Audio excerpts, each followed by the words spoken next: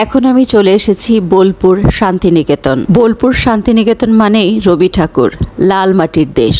তিনি তার জীবনের অনেকটা সময় কাটিয়েছে এই শান্তিনিকেতনে। শান্তিনিকেতনের প্রতিটা প্রান্তে ছড়িয়ে আছে তার জীবনের অজস্র স্মৃতি। আর শান্তিনিকেতন ঘুরতে এসে কবির স্মৃতি বিজড়িত জিনিসপত্র ও তার বাড়ি দেখতে হলে আপনাকে কিন্তু আসতেই হবে রবীন্দ্র মিউজিয়াম বা উত্তরায়ণ কমপ্লেক্সে। চলুন তবে ঘুরে আসি মিউজিয়ামের ভেতরটা। মিউজিয়ামে প্রবেশ মূল্য মাত্র 100 টাকা। মিউজিয়ামে মোবাইল এবং ক্যামেরা একেবারে নিষেধ। এই মিউজিয়ামের ভেতরে কবিগুরুর ব্যবহৃত বিভিন্ন জিনিসপত্র, পুরস্কার, ম্যানুস্ক্রিপ্ট, ছবি, গানের রেকর্ডস, ছবি আঁকার তুলি, এছাড়াও ঠাকুর বাড়িতে ব্যবহৃত বিভিন্ন জিনিসপত্র। এখানেই রয়েছে কবিগুরুর প্রাপ্ত নোবেল। যদিও আসল নোবেল চুরি হয়ে যাওয়ায় বর্তমানে আসল নোবেলের একটা প্রতিকৃতি এখানে স্মৃতি হিসেবে রাখা হয়েছে। মিউজিয়াম খোলা থাকবে সকাল 10টা থেকে দুপুর 1টা পর্যন্ত এবং দুপুর 2টা থেকে বিকেল 5টা পর্যন্ত। বুধবার এবং বৃহস্পতিবার ব্যতীত